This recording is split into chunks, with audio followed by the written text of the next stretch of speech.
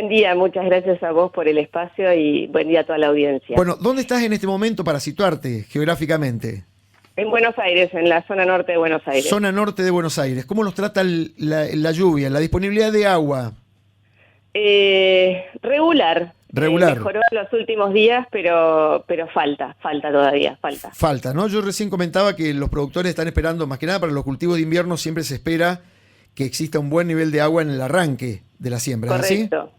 Correcto, exacto. Y lo que, pese a que hubo en algunas zonas una recomposición del perfil, hasta junio, julio, y de acuerdo a los pronósticos de ENSO, se espera que todavía estemos por debajo de los niveles normales, ¿no?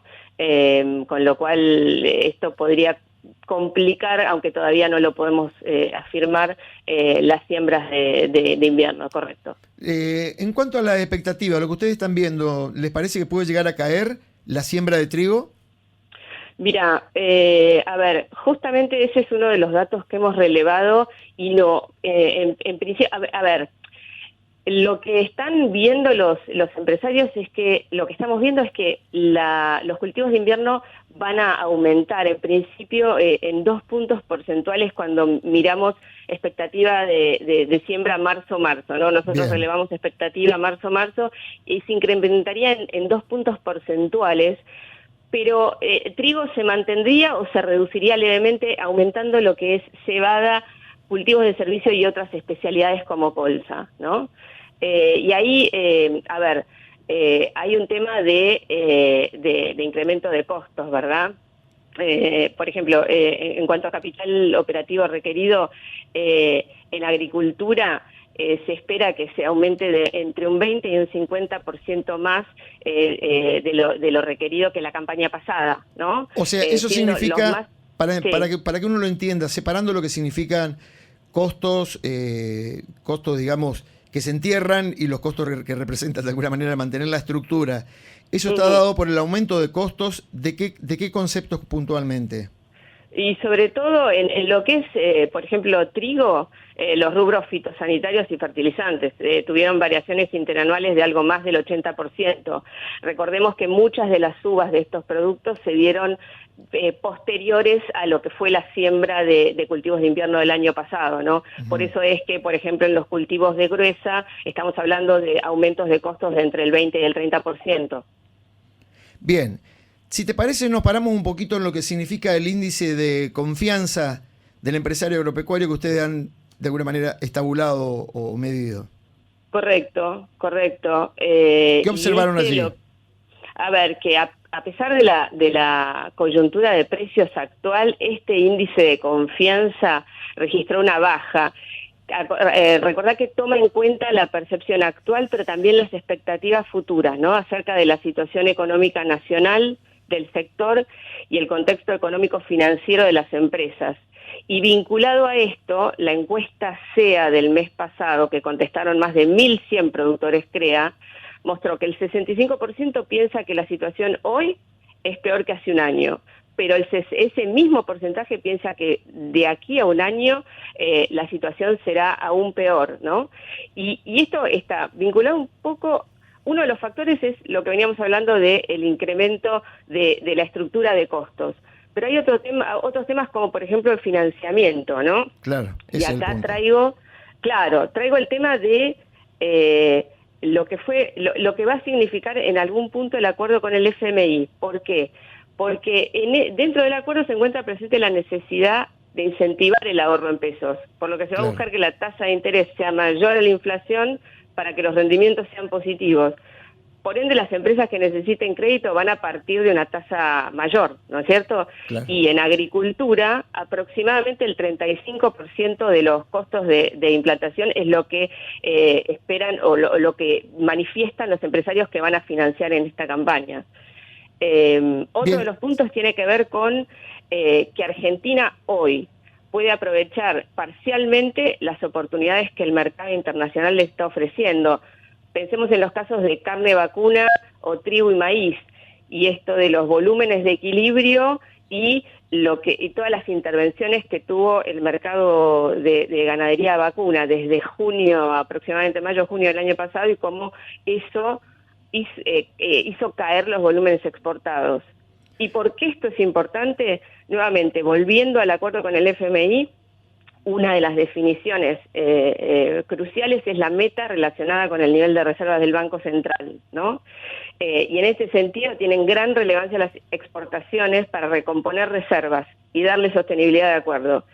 Y acá, más del 40% de las exportaciones argentinas provienen del sector agro, y más del 60% del saldo de la balanza comercial proviene del sector.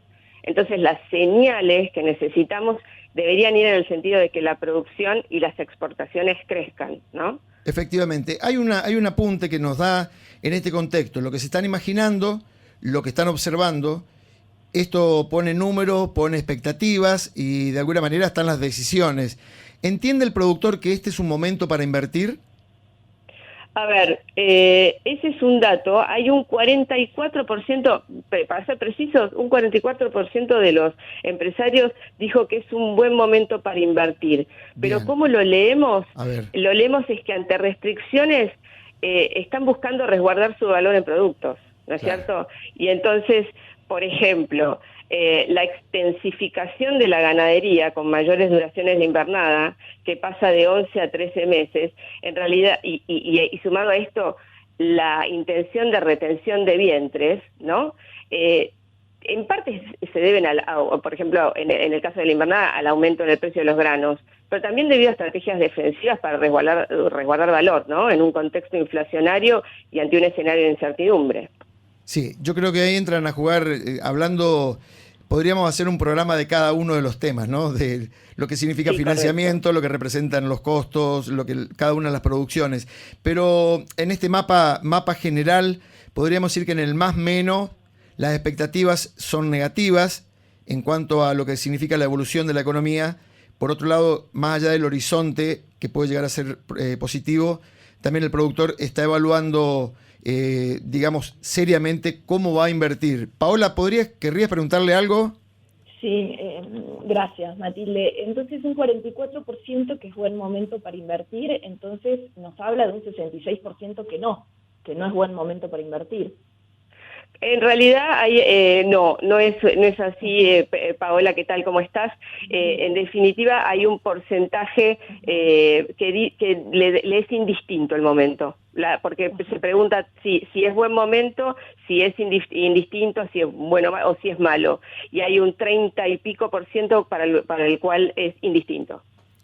Perfecto, muchas gracias. Entonces, qué maravilloso, porque este ánimo de siembra constante, o al menos similar al del año pasado. Sí, o la posibilidad de que aumente, un 2%, un 2%. La intención de siembra en los cultivos de invierno, con este corrimiento que puede llegar a haber, lo decía Matías Alvaro también, de AZ Group, con quien hemos charlado esta semana, lo dijo la Bolsa Cereal de Buenos Aires, puede haber un recorte de un 3% máximo en lo que representa la intención de siembra, y lo están confirmando ustedes también a través de los consorcios regionales de experimentación agropecuario. Como último apunte, Matilde, ¿qué pondrías en valor respecto a este informe? Bueno, la accesibilidad, quien quiera consultarlo, quien quiera verlo.